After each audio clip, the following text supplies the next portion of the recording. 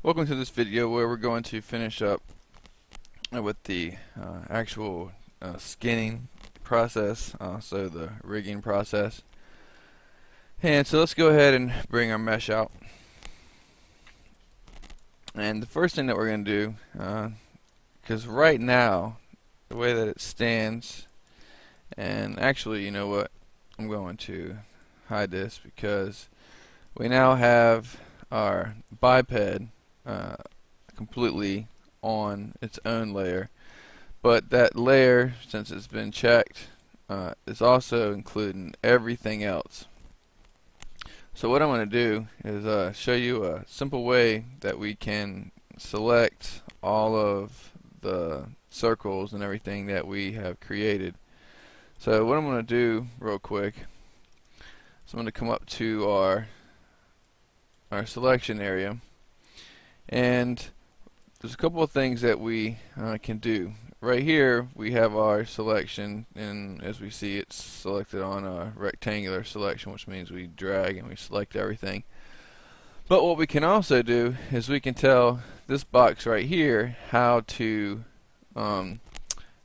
filter what we're going to select. So for example, if we set it on shapes, then when we do our rectangular selection, the only thing that it selects are all of the 2D shapes that we've created, which, wouldn't you know it, is everything that we've created for our rig, except for these circles that we've made.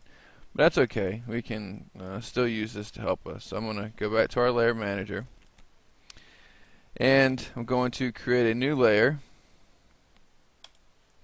And this is going to be the rig. As we can see, we can hide or unhide our rig. So what we have left is just these circles. So just quickly and make sure that we set this back. So as you can see, it's definitely useful if we wanted to select just all the lights, or if we wanted to select all the helpers or whatever. Obviously geometry is everything that we have in the scene left. Just make sure you set it back to all when you're done doing your special thing, so that way you won't freak out and wonder why Max doesn't let you select anything. So we've got those guys selected, and we'll bounce back to the layer manager. And I'm going to, for now, I guess we can add those to the rig. So we'll just hit the plus button. So there's our rig. There's the mesh.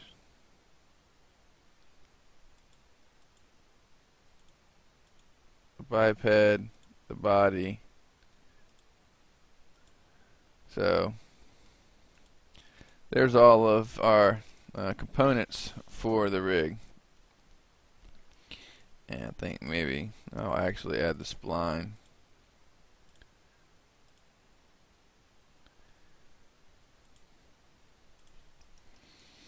Okay, so now with everything hidden except for our mesh, there's one thing that I want to do before we actually use the skin modifier to bind the mesh to the bones. And what that is since we detached our mesh, we now have our mesh in separate pieces. So if we go into element, as we see, we can see how these guys are looking and all the different components that we broke the mesh up into earlier. And while that is all nice and dandy, just want to make sure that, okay, we have the simple fact that these vertices are not joined together. You see I'm selecting on them, and it's telling me that I've got two vertices selected. And that's not a good thing, because I could come in here and separate them, and that's not really what we want. They need to be completely solid and joined together. So we select them and we hit weld, And the good thing is, and I was selected back there, and of course it's not going to weld those. The good thing is, since we haven't moved our mesh at all, everything is sitting right on top of where it was. So I technically could make a big selection like that. And if we come in here, we can see that before the weld there was 4,541, and after the weld there's 4,532. So what is that, like 5, 6 vertices, 7 vertices, or whatever, got welded together. So hit OK, and we come in here and we select. We see 3 vertices are selected, so I can see 1, 2, and 3. This one right here is just 1. So what I'm going to do, select all the vertices, hit weld, hit OK, and all the areas where there were 2 vertices instead of 1, they've all been welded together. And we can check it by looking at our element and seeing that everything has been welded together the way that it should be. These guys are still their own separate elements, which is fine, and same thing with our shoulder pad, which is fine. So now our mesh has been reunited with itself, essentially.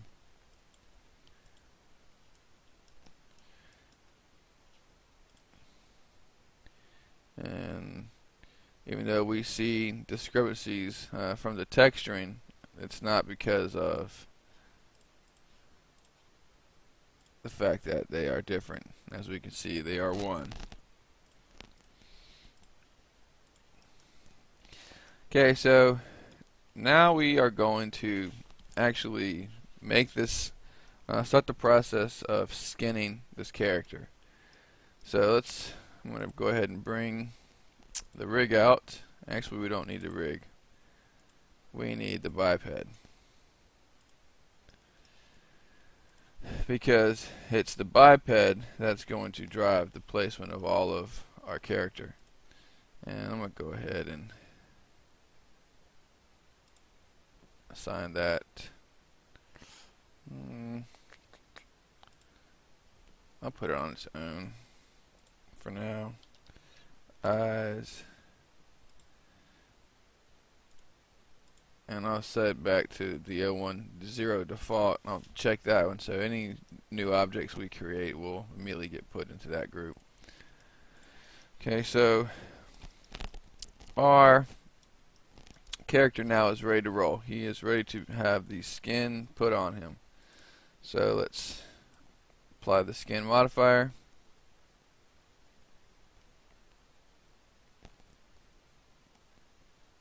And that took a long time, not really sure why. Let's go ahead and save a new version.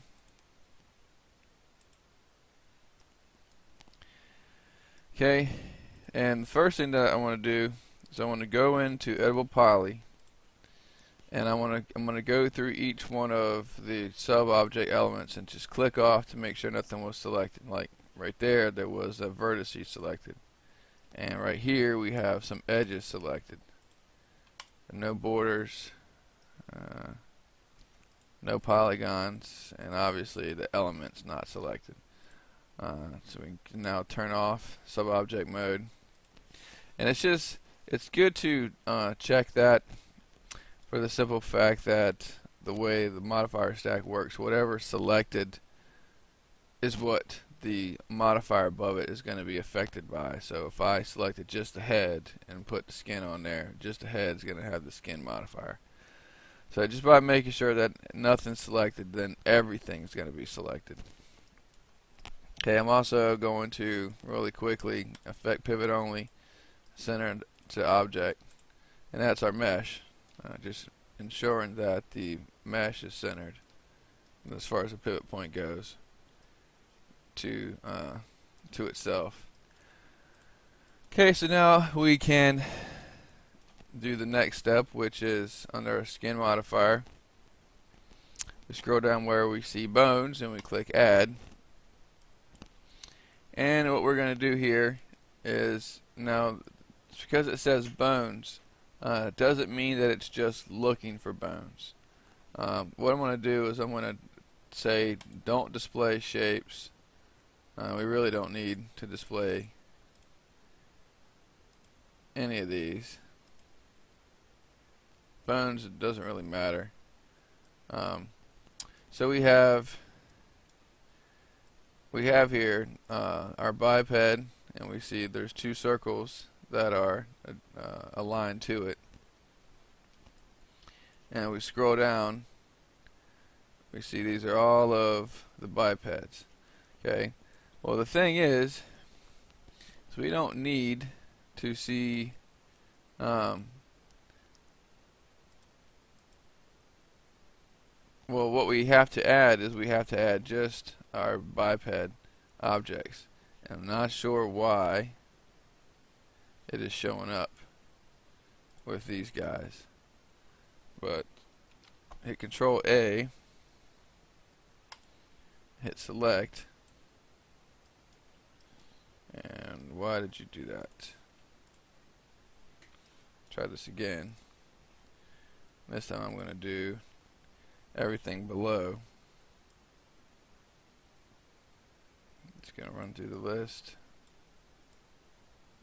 Seeing that they're all bipeds, so I'm going to hold shift,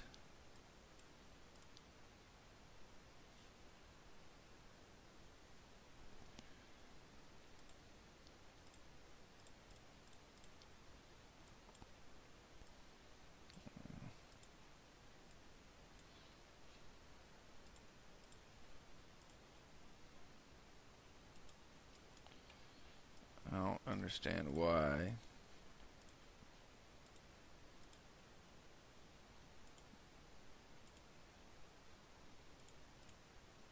Telling it not to display shapes, but it is. This is why I hate Max 2008. So we'll just do it the long way. Basically, we don't want to add these circles because they are not in the character's mesh. So it's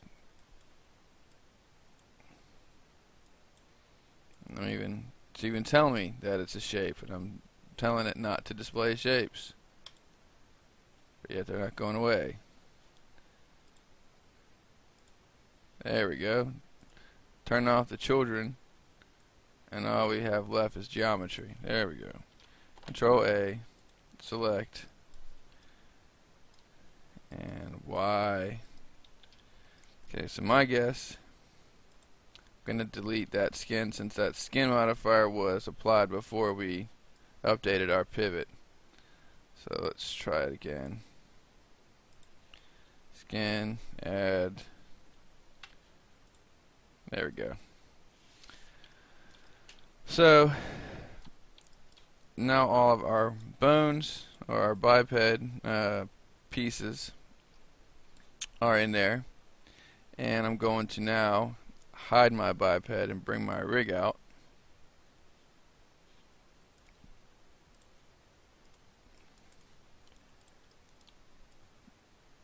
And as we start to move, we see we have some issues with the mesh. Very clearly some issues with the mesh. So here's where we begin the skinning process. And what we're going to do, going to freeze. No, I'm not going to freeze the mesh. Basically what we are going to do, I'm going to hide the mesh for a minute. And let's bring the biped out just so we can see. And what we're going to do is we're going to animate. We're going to animate real quick our little character here. We're going to just a real quick motion, picking the arm up, both the arms like so. Maybe we then move the arms forward.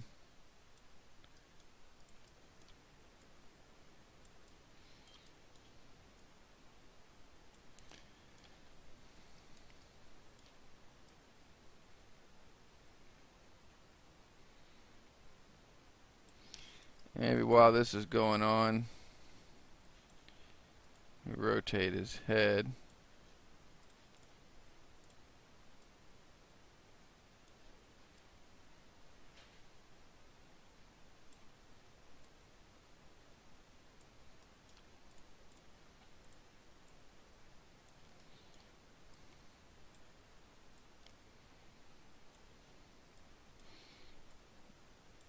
Do the side to side thing. Maybe we add a little more time. That's holding Control and Alt down in the timeline. And then if I just press the right mouse, you see that we're going to change the end time. So I just drag a little bit. Just going to give it a little bit more time. And I'm going to take this first keyframe. Okay. And I need to affect the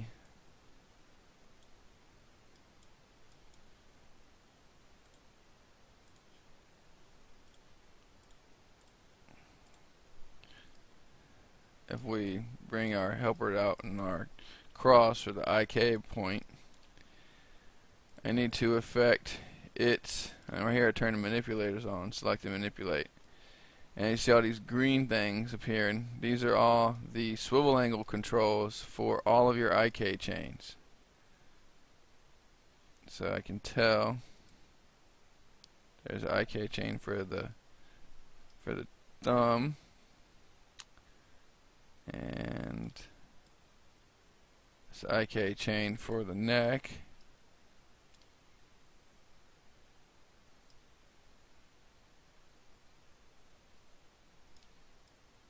So there's an IK chain for the arm. So we can animate and quickly access those as well.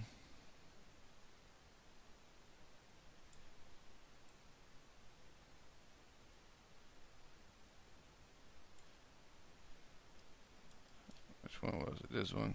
There we go.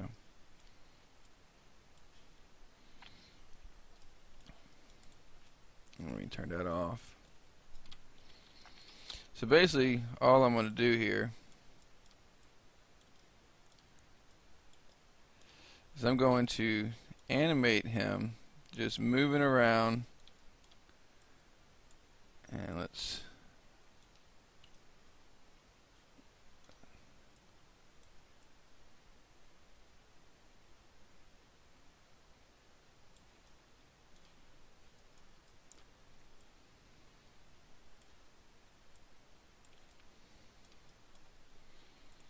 just animate him moving to different positions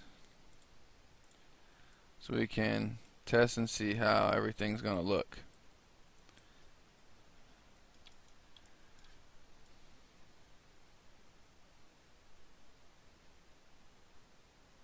So I see here that that's the neck.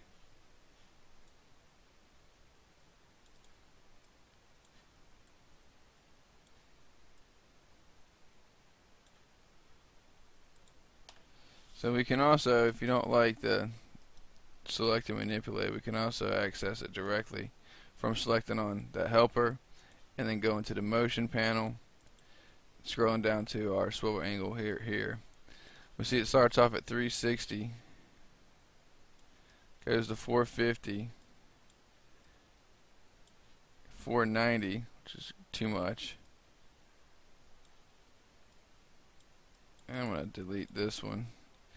And we see that it goes all the way to 735 when in fact it should go back more to here. So I'm just going to copy that keyframe by holding shift. There we go.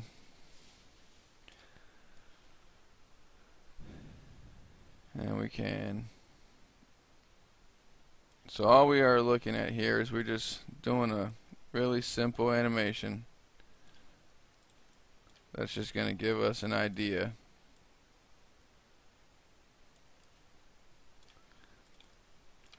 of how he's bending, how everything's moving.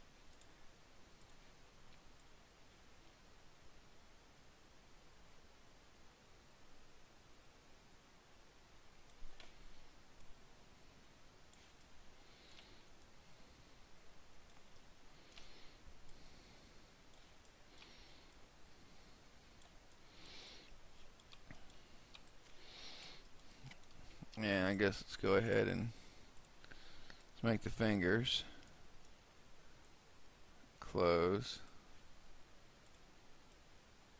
so we can see how that looks.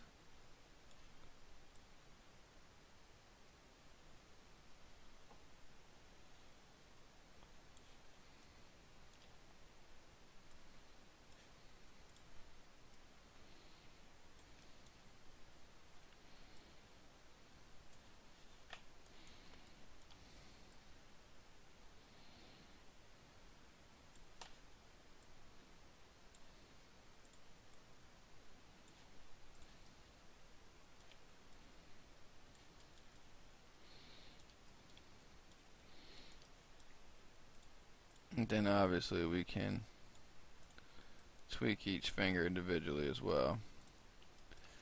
But it's not the kind of thing that you have to do. I just prefer to do this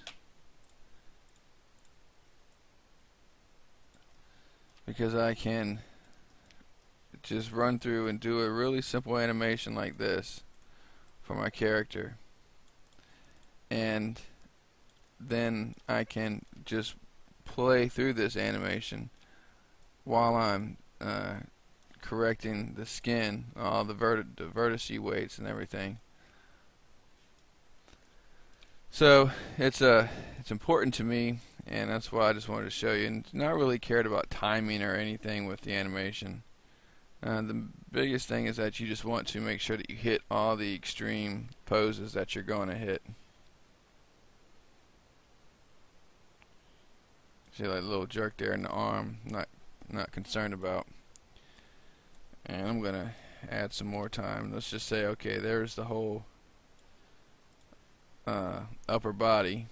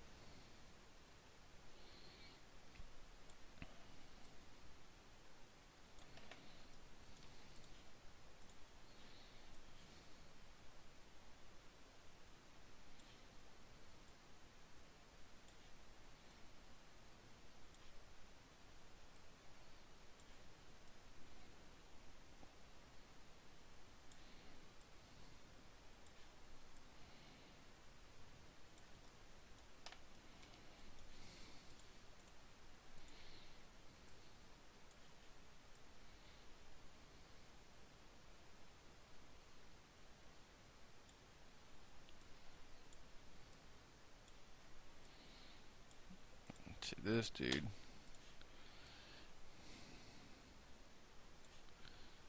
needs to come back.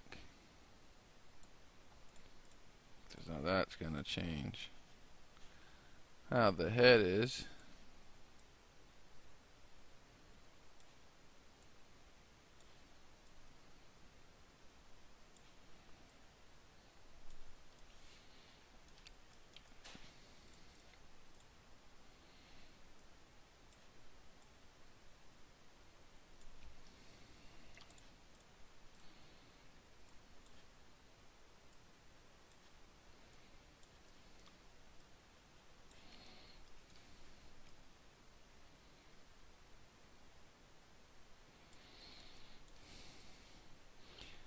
Okay. The last thing that we need to check is his feet.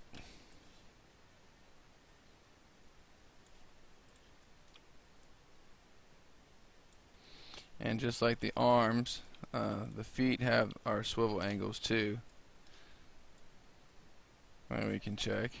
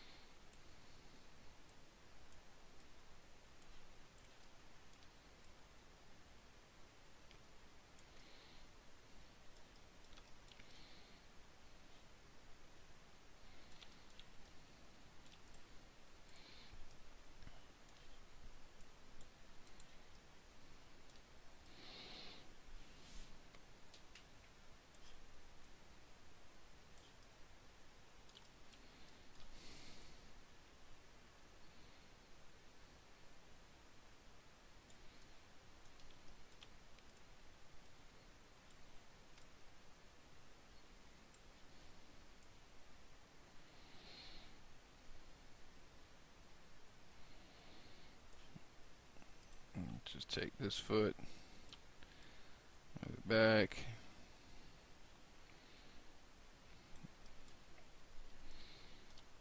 Okay.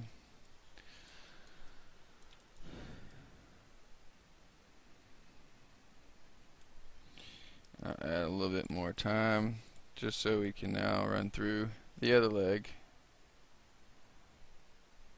And I'll hit K to start a keyframe for this foot. And we don't have to follow the same procedure we did.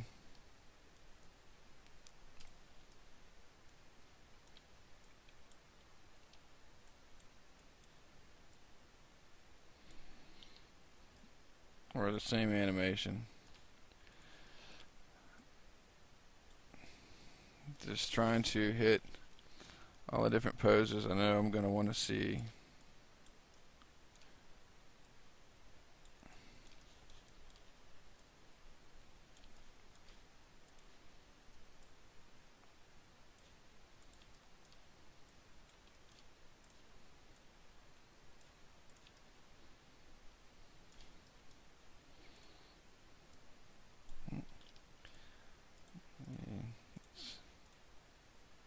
Let's get this arm out of here.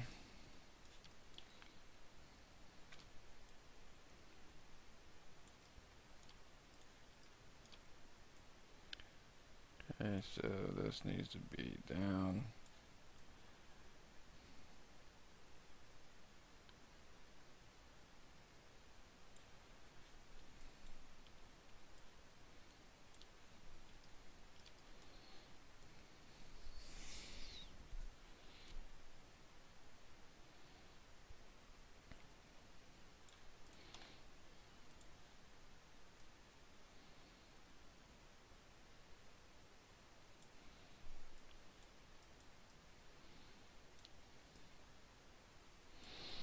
Okay, so real quick little scenario here for how our guy is going to be animated.